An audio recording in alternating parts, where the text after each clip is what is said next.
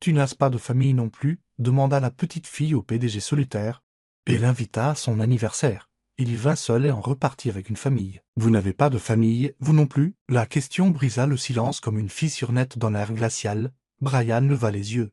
Surpris, devant lui se tenait une petite fille, pas plus de 3 ans, avec des cheveux blonds bouclés, des joues maculées de terre et un manteau bien trop grand pour sa petite taille. Elle serrait contre elle un ours en peluche détaillé auquel il manquait un œil. Le ciel au-dessus de Central Park était lourd et gris.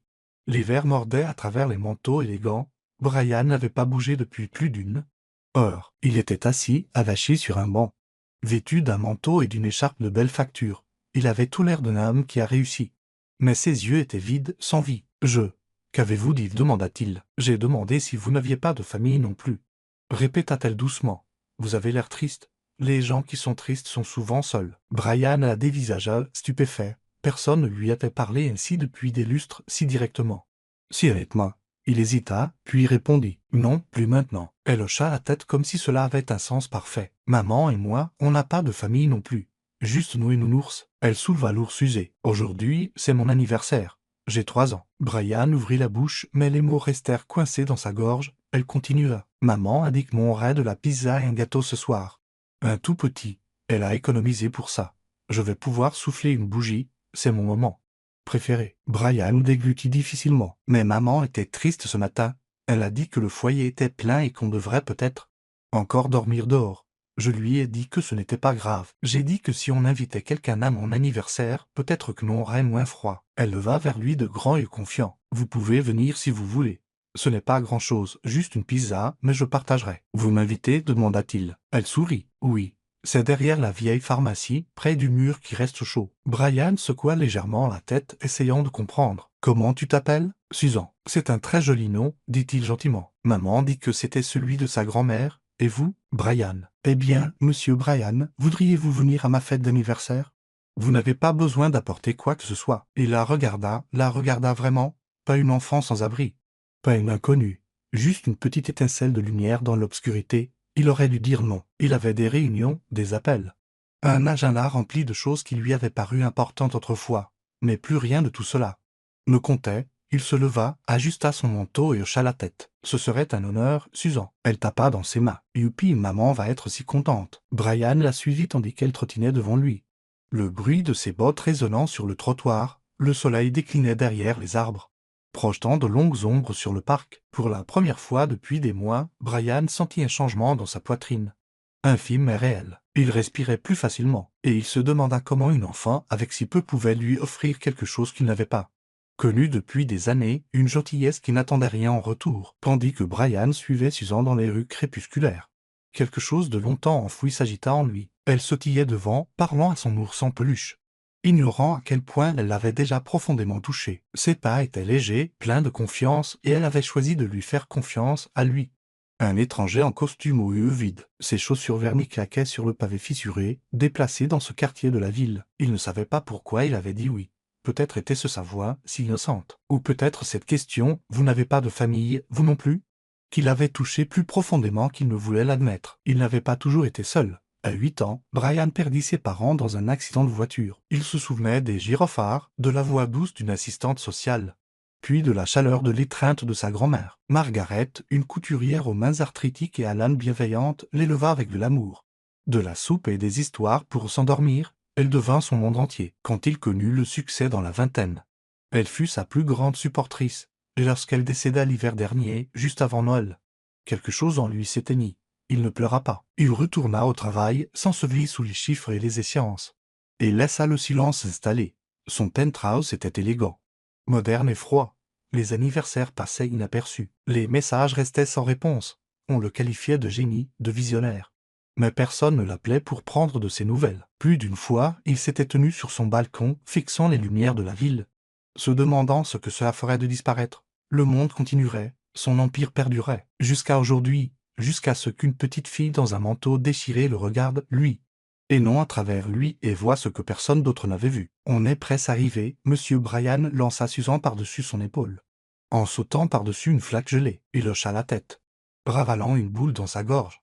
Ce n'était plus une simple promenade en ville, c'était une marche à travers les souvenirs, à travers la perte. Susan lui rappelait le garçon qu'il avait été perdu, effrayé.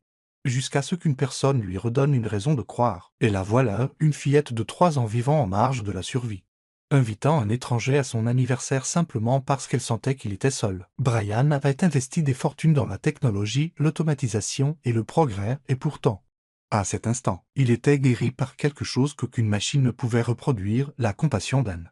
Enfant, ils tournèrent au coin d'une vieille pharmacie. Susan désigna un espace étroit entre 2 bâtiments. « C'est là qu'on dort ce soir. Maman dit que le mur est chaud à cause du chauffage. » Le cœur de Brian se serra. Une simple couverture, un carton aplati et un sac en papier froissé constituaient leur foyer. C'était laquelle prévoyait de fêter son anniversaire. Pas de table, pas de lumière, pas de décoration, mais elle souriait quand même. À ce moment-là, Brian sut qu'il resterait. Non par pitié, mais parce que, pour la première fois depuis longtemps, il sentait qu'il avait une raison de le faire. Un fil silencieux s'était tissé dans sa poitrine, l'attirant vers quelque chose de réel. Il ne savait pas ce que cette nuit apporterait, mais il suivrait ce fil, car peut-être, juste peut-être, il le ramènerait à la vie. Derrière la vieille pharmacie, dont une ruelle sombre juste après les voies du métro, une faible lueur orangée vacillait d'une lanterne improvisée, un bocal en verre avec une bougie. Chauffe plat à l'intérieur. L'air était glacial, mais l'espace étroit entre les bâtiments offrait un abri contre le vent. Là, agenouillé sur des cartons aplatis, se trouvait Ava. Ses cheveux blonds, attachés en une queue de cheval désordonnée, étaient humides de bruine. Elle portait une veste rapiécée et des mitaines. Ses mouvements précautionneux tandis qu'elle disposait un minuscule cupcake au chocolat sur une caisse renversée. À côté, une petite boîte à pizza, encore tiède, dégageait une odeur de fromage et de tomates. Elle avait économisé pour cela pendant 3 semaines, collectant la petite monnaie, sautant des repas et faisant de petits travaux de nettoyage pour des passants, juste pour offrir un souvenir d'anniversaire à Susan. Ava alluma l'unique bougie avec une boîte d'allumettes presque vide, protégeant la flamme de la brise avec sa main. Elle fredonnait doucement quand elle entendit de petits pas approcher, des pas familiers. Éleva les yeux avec un sourire fatigué mais plein d'espoir. « Marraine de la fête » commença-t-elle. Puis se figea en voyant l'homme qui marchait derrière sa fille. Brian s'arrêta à quelques pas, ne sachant que dire. Ava se leva vivement, se plaçant instinctivement entre Susan et l'inconnu. Ses yeux étaient vifs, protecteurs. Susan, inconsciente de la tension, afficha un large sourire. « Maman, c'est Monsieur Brian. Il vient à ma fête. » Ava le dévisagea. Grand, soigné, manteau cher, gants en cuir, il n'avait rien à faire ici. Sa méfiance s'éveilla encore plus. Brian retira ses gants et tendit doucement la main. « Bonjour. Je suis désolé si je vous ai surprise. Susan m'a invité et je ne voulais pas la décevoir. » Ava hésita, puis lui serra brièvement la main. « Ava, dit-elle, je suis sa mère. » Brian hocha la tête. « Merci de me permettre d'être ici. » Il y eut une pause. Ava étudia son visage et n'y vit ni méchanceté, ni jugement. Seulement une sorte de tristesse tranquille qui faisait écho à la sienne. Elle expira lentement et s'écarta. « Eh bien, nous n'avons pas de chaise, mais vous pouvez vous asseoir. » Brian s'accroupit près de la petite caisse, s'abaissant jusqu'à être au niveau des yeux de Susan. « C'est donc ça, le festin d'anniversaire dont tu m'as parlé ?» demanda-t-il avec un sourire. Susan hocha fièrement la tête. « C'est de la pizza et maman m'a acheté un cupcake avec une bougie. » Brian regarda Ava, qui haussa légèrement les épaules, comme pour dire « c'est tout ce que j'ai pu faire. » Mais il vit l'effort, l'amour, dans chaque détail. Il retira son manteau, le plia et le posa sur le béton froid avant de s'asseoir dessus. Ava cligna des yeux, surprise. « Vous n'aviez pas à faire ça, dit-elle doucement. »« Je le voulais, » répondit Brian en regardant Susan. « C'est sa journée. » Ils s'assirent ensemble, blottis dans le froid, partageant l'unique pizza. Brian ne prit qu'une seule part, laissant Susan en profiter autant qu'elle le voulait. Elle lui offrit la première bouchée de son cupcake, et il fit semblant de grignoter avant de le lui rendre avec un ravissement exagéré. « C'est le meilleur cupcake que j'ai jamais goûté, dit-il solennellement. Susan gloussa. « Vous êtes rigolo, monsieur Brian. » Puis vint le moment tant attendu. Ava prit le briquet pour allumer la bougie. « Prête, ma chérie ?» demanda-t-elle. Susan hocha la tête, les yeux pétillants. Brian tenait le cupcake avec précaution pendant qu'Ava allumait la bougie. La petite flamme vacilla dans l'air froid. « Fais un vœu, dit doucement Ava. » Susan ferma les yeux très fort et murmura. « Je souhaite que plus personne ne soit jamais seul. » La bougie vacilla. Elle la souffla. Brian sentit quelque chose se fissurer en lui. Pas un vœu pour des jouets, ni pour un lit chaud ou même une maison, mais pour qu'il n'y ait plus de solitude. Sa gorge se serra et il se tourna légèrement pour cacher son visage, retenant l'humidité dans ses yeux. Ava le remarqua. Elle ne dit rien, mais le regarda différemment maintenant, moins comme un étranger, plus comme quelqu'un qui comprenait. Ils restèrent silencieux un moment après cela, la boîte à pizza vide. Le cupcake à moitié mangé sur les genoux de Susan tandis qu'elle jouait avec son ours. Le calme entre eux n'était pas gênant, mais paisible. Brian regarda autour de lui les briques qui s'effritaient. Le cliquetis des trains en écho derrière eux, le froid qui s'infiltrait dans ses os. Pourtant, il se sentait plus au chaud qu'il ne l'avait été depuis des années. Il se tourna vers Ava et dit doucement, « Elle est extraordinaire. » Ava hocha la tête. « Elle est tout ce que j'ai et pourtant, c'est toujours elle qui me redonne espoir. » Brian regarda la cire de la bougie durcir sur la caisse, puis les mains d'Ava, rugueuses. Rougie par le froid, mais douce, il voyait qu'elle était épuisée, se battant chaque jour juste pour continuer, et pourtant, elle avait rendu cette nuit spéciale. Pas grandiose, pas glamour, mais réel. Brian sourit un vrai sourire et Ava le remarqua. « Ça va ?» Il hocha la tête. « Je n'avais pas souri comme ça depuis longtemps. » L'expression d'Ava s'adoucit. « Ouais, moi non plus. » Et là, dans le froid et l'obscurité, entouré de débris et d'ombre, quelque chose de chaleureux vacilla entre eux, petit, incertain, mais d'une beauté discrète. Le lendemain matin, Brian retourna dans la ruelle derrière la vieille pharmacie. Son souffle formant un nuage dans l'air froid. La caisse, le lit de carton, le petit bocal à bougie, tout avait disparu. L'espace était vide. Sans vie. Il resta là un long moment, les mains au fond des poches de son manteau, le cœur serré. Il ne savait même pas pourquoi il s'attendait à ce qu'elle soit encore là. La rue était un lieu en perpétuel mouvement pour des gens comme Ava et Susan. La disponibilité des abris changeant de nuit en nuit. Mais quelque chose en lui avait besoin de les revoir, pas par culpabilité, pas par curiosité, mais pour autre chose, quelque chose de plus silencieux, de plus profond. Pendant les 2 jours suivants, Brian chercha. Il visita les soupes populaires, les foyers d'accueil et les points de distribution de nourriture. Utilisant ses relations discrètement, il ne demanda rien à ses assistants. C'était quelque chose qu'il devait faire lui-même. Finalement, le 3e soir, dans un petit refuge du centre-ville fonctionnant sans financement municipal, il les aperçut. Susan coloriait tranquillement à une table pliante. Son ours niché sous son bras, Ava était à proximité, faisant la vaisselle avec d'autres bénévoles en échange d'un dîner et d'une place pour dormir. Quand elle vit Brian, ses yeux se plissèrent légèrement. Méfiante. « Vous nous avez trouvés, » dit-elle en s'essuyant les mains sur une serviette. Il sourit gentiment. « Ça n'a pas été facile. » Ava jeta un coup d'œil autour d'elle. « Vous n'avez amené personne d'autre. »« Non, juste moi. » Elle se détendit, mais seulement un peu. « D'accord. » Brian revint le lendemain et le jour d'après. Il apportait de la nourriture chaude dans des boîtes, prétendant que c'était un surplus des événements de son bureau. Susan poussait des cris de joie à l'odeur d'une vraie soupe au poulet, tandis qu'Ava restait réservée, offrant des remerciements discrets.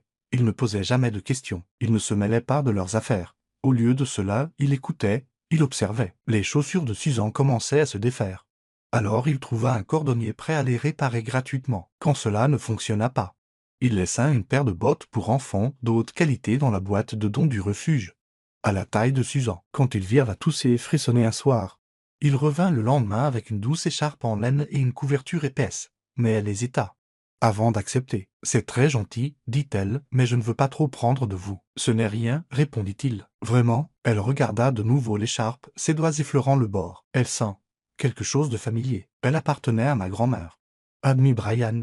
Elle disait qu'elle pouvait réchauffer même le cœur le plus froid. Ava tint l'écharpe doucement, les yeux perdus dans le vague. Mais quand Brian offrit de l'argent, discrètement, pour un motel ou un meilleur abri, l'expression d'Ava se durcit. « J'apprécie, » dit-elle calmement, mais non. Brian clignait des yeux, décontenancé. « Pourquoi pas ? Parce que je ne veux pas que ma fille grandisse en pensant que le bonheur vient de ce que quelqu'un vous donne. » Elle le regarda droit dans les yeux. « Je veux qu'elle voie sa mère se battre pour chaque miette de ce bonheur. » Il resta silencieux un instant, puis hocha lentement la tête. « Je comprends. » Et il comprenait, plus qu'elle ne l'imaginait. Après cela, il changea d'approche. Il commença à aider.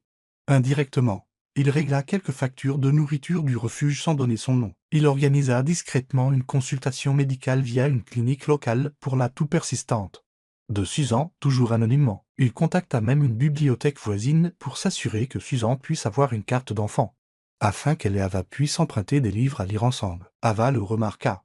Bien sûr qu'elle le remarqua. Elle n'était pas dupe, mais elle remarqua aussi autre chose. Brian n'insistait jamais.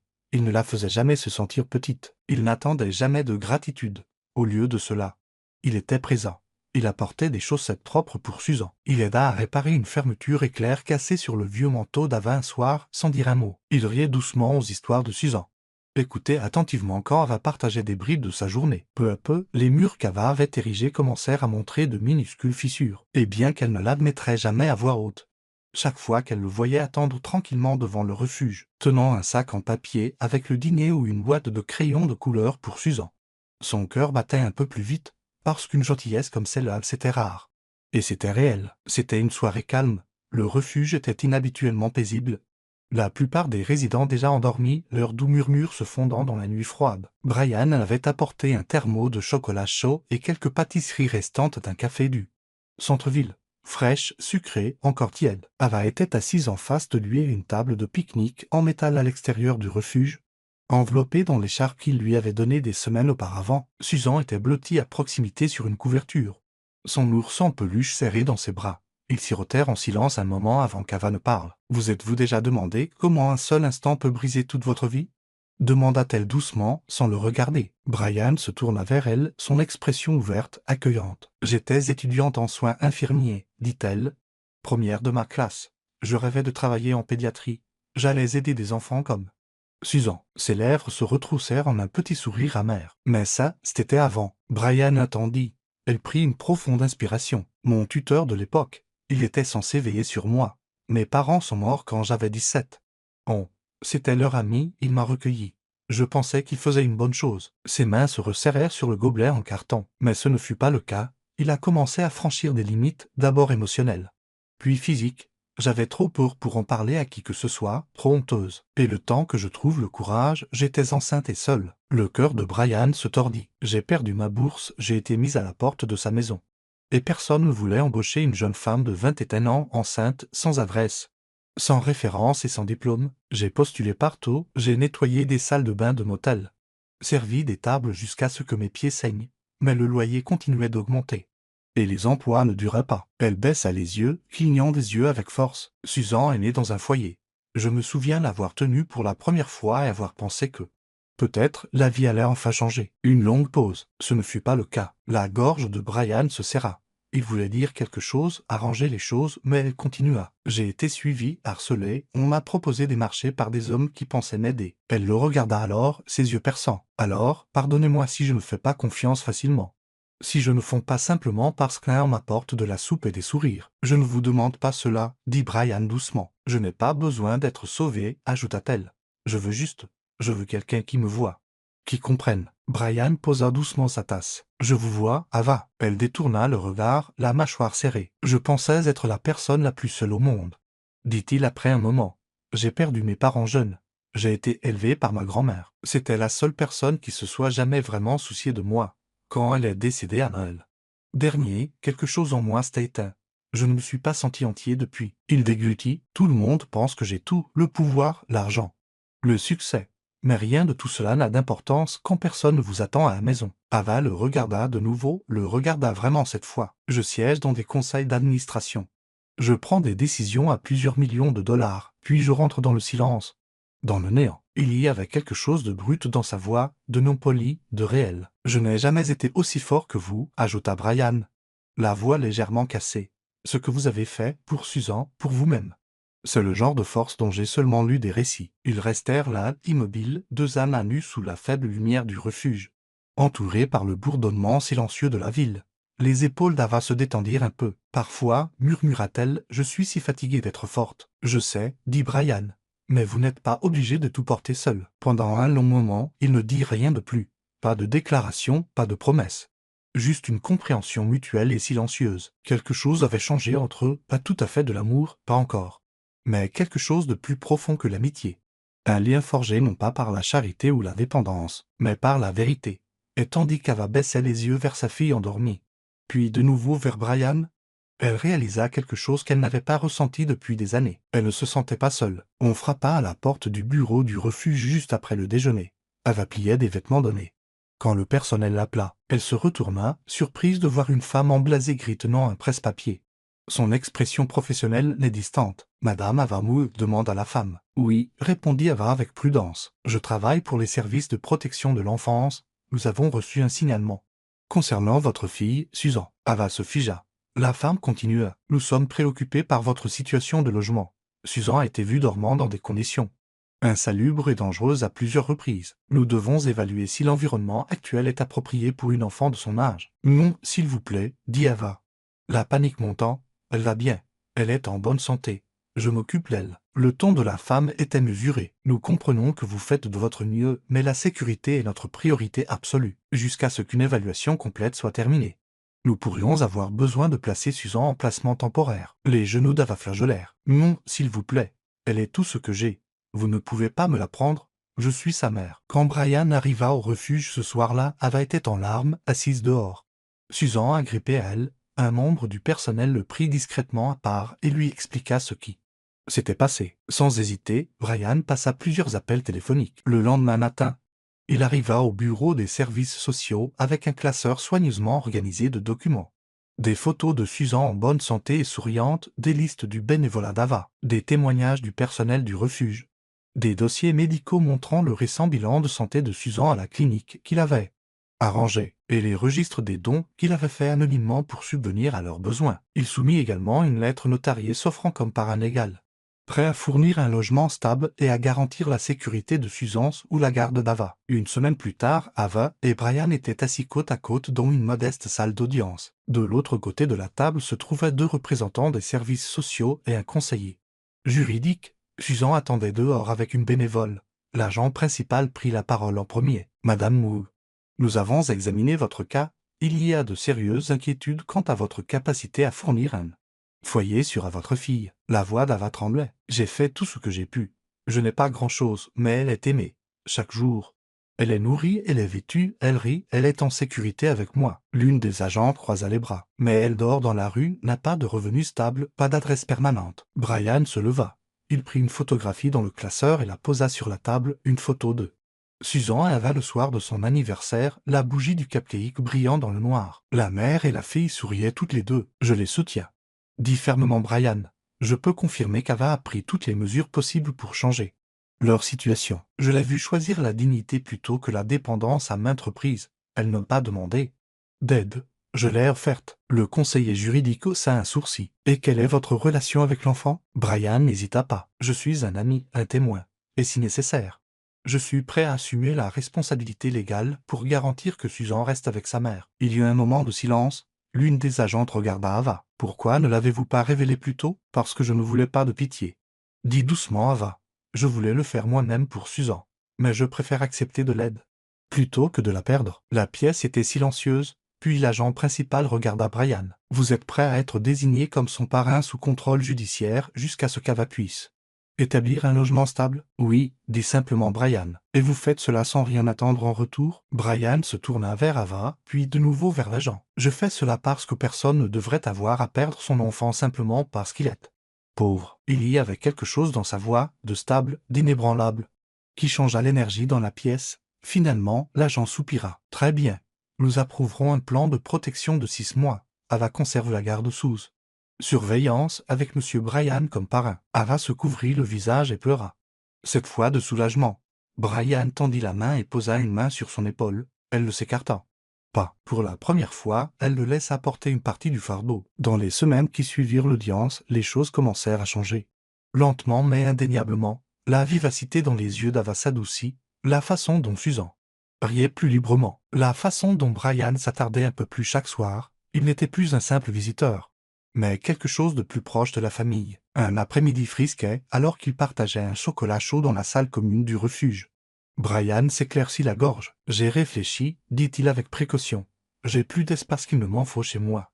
Et je sais que c'est beaucoup demandé, mais si vous vouliez penser, juste le temps que vous vous installiez complètement. Il y a une chambre pour vous deux.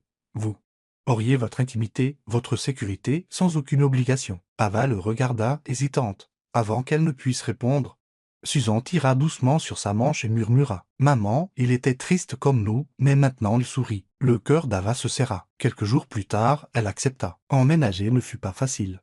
La maison était trop propre, trop silencieuse, trop pleine d'un espace qui ne lui semblait pas tout à fait appartenir. Mais Brian lui laissa de la place, au sens propre comme au figuré. Pour respirer, il n'exigea rien. Il offrait simplement du réconfort par de petits gestes. Une tasse de thé fumante le matin, un panier de serviettes propres, un léger coup à la porte avant de demander si elle avait besoin de quelque chose. Grâce à une relation que Brian organisa discrètement, on offrit à Ava un poste d'assistante dans une petite clinique familiale. Elle faillit refuser, craignant que les gens ne supposent qu'elle avait obtenu le poste par pitié. Mais au lieu de ce Cachée derrière le nom de Brian, elle travailla plus dur que quiconque. Elle arrivait tôt, partait tard. Et gagna lentement la confiance des médecins et des infirmières par sa concentration. Sa gentillesse, sa force tranquille. Elle commença à se retrouver, non pas la jeune femme brisée d'autrefois, mais la femme qui s'était reconstruite à partir de rien. Un soir, Ava rentra à la maison et trouva les lumières tamisées, une musique douce jouant. Sur la table de la salle à manger, un repas fait maison, pas d'un restaurant, mais quelque chose que Brian avait réellement préparé. C'était un peu brûlé et la salade était coupée de manière inégale, mais son cœur se gonfla. Ils rirent pendant le dîner, échangeant des histoires d'enfance. Brian se remémorant les catastrophes culinaires de sa grand-mère. Ava décrivant l'amour de Susan pour le cap surtout. Après avoir mis Susan au lit, Ava se tint à la fenêtre, les bras croisés. Regardant la neige tomber, Brian la rejoignit en silence. « Elle est heureuse ici », dit doucement Ava. « Moi aussi », répondit-il. Il y eut une pause, l'air lourd de non dit. « Je pensais que l'amour était quelque chose que je ne méritais pas », murmura Ava. « Après tout ce qui s'est passé, je ne pensais pas que quelqu'un voudrait de moi, pas vraiment. » Brian se tourna vers elle. « Tu n'as jamais été indésirable, pas une seule seconde. » Elle croisa son regard et y vit la vérité. Pas la charité, pas l'obligation, mais l'amour. Stable, patient, réel. Il plongea la main dans sa poche et en sortit une petite boîte en velours. Le souffle d'Ava se coupa. « Elle appartenait à ma grand-mère, » dit-il en l'ouvrant pour révéler une délicate bague vintage. Elle disait qu'elle contenait toute l'amour du monde. Il s'agenouilla, non pas de manière grandiose, non pas avec un discours répété par cœur, mais avec une sincérité tranquille et tremblante. « J'ai perdu ma famille il y a longtemps, Ava, mais ce jour-là dans le parc, quand ta fille m'a regardé comme si j'avais de l'importance, quand tu m'as laissé m'asseoir avec toi dans le froid, j'ai retrouvé quelque chose. J'ai retrouvé un foyer. » Il leva les yeux, le regard embué. « Je t'aime. J'aime Susan, veux-tu m'épouser ?» Des larmes coulèrent sur les joues d'Ava tandis qu'elle hochait la tête. « Oui, » murmura-t-elle. « Oui. » Il lui glissa la bague au doigt et pour la première fois depuis des années. Ils se sentirent tous les deux entiers, non pas parce qu'ils avaient été sauvés, mais parce qu'ils avaient choisi, ensemble, de rester. La cuisine sentait la cannelle et la vanille chaude, enveloppant la pièce d'une chaleur réconfortante qui ressemblait plus à de l'amour qu'à de l'air. Des ballons aux couleurs pastel flottaient paresseusement près du plafond, attachés aux dosses des chaises et aux poignées des placards. Des rires fusaient de chaque coin, rebondissant sur les murs comme de la musique. Au milieu de tout cela, une bannière faite à la main, « Joyeux 4e anniversaire Susan ». Les lettres étaient inégales, dessinées au crayon, entourées de cœurs, d'étoiles et d'un ours en peluche difforme, qui était sans aucun doute modelé sur le sien. Sur la table se dressait un gâteau à 3 étages, soigneusement décoré de glaçage rose, de paillettes comestibles et de minuscules étoiles en sucre. Susan, fièrement debout sur une chaise, portait une couronne en papier avec son nom écrit au feutre violet pailleté et une robe blanche à froufrou qui bouffait comme un nuage autour de ses genoux. Ses joues étaient roses de joie, ses yeux grands ouverts d'émerveillement. Autour d'elle, 10 enfants applaudissaient et criaient de joie. C'étaient des garçons et des filles, tous de moins de 10 ans, tous autrefois sans foyer, sans famille ou sans bougie d'anniversaire. Mais ce soir, ils n'étaient pas oubliés. Ils étaient des invités, honorés et chéris. Dans une maison bâtie sur les secondes chances, Brian s'appuya contre l'encadrement de la porte, les mains dans les poches, observant avec une admiration silencieuse. Ava se tenait à côté de lui en blouse bleu pâle, ses cheveux blonds attachés en une queue de cheval soignée après son service à la clinique. Elle lui donna un léger coup de coude et il passa un bras autour de ses épaules. « Elle a fait ce vœu l'année dernière », murmura-t-il, la voix épaisse d'émotion. Et d'une manière ou d'une autre, il s'est réalisé. Ava sourit, les yeux brillants. Elle a toujours su ce qui comptait le plus. « D'accord, Susan », lança Ava en s'approchant de la table. « Fais ton vœu. » Susan plissa les yeux, les mains jointes devant sa poitrine. Tout le monde se tut. Puis, d'une grande inspiration, elle souffla les 4 bougies d'un coup. La pièce éclata en acclamations. « Du glaçage sur le nez !» cria un petit garçon en rigolant tandis qu'Ava tamponnait doucement le visage de Susan avec une serviette. Après le gâteau, Ava rassembla les enfants en cercle sur le tapis du salon pour des jeux et des chansons. Leur rire emplissant la maison. Brian prit du recul pour s'imprégner de la scène. La cheminée brillait doucement en arrière-plan. Des jouets étaient éparpillés sur le sol. Un livre de coloriage gisait ouvert sur la table basse, un crayon encore au milieu de la page. La maison, autrefois un musée froid de silence poli, résonnait maintenant de vie. Depuis leur mariage 6 mois plus tôt, lui et Ava avaient cofondé la Fondation Avenate, une organisation visant à aider les mères célibataires et les enfants sans abri à trouver non seulement un abri, mais aussi la dignité, un but et un sentiment d'appartenance. Ava avait repris ses études d'infirmière à temps partiel et supervisait désormais des cliniques de proximité par le biais de la fondation. Brian s'occupait des finances, de la logistique et des réunions du conseil d'administration. Mais c'était l'empathie d'Ava et l'espoir de Susan qui donnaient son âme à la fondation, alors que la soirée touchait à sa fin.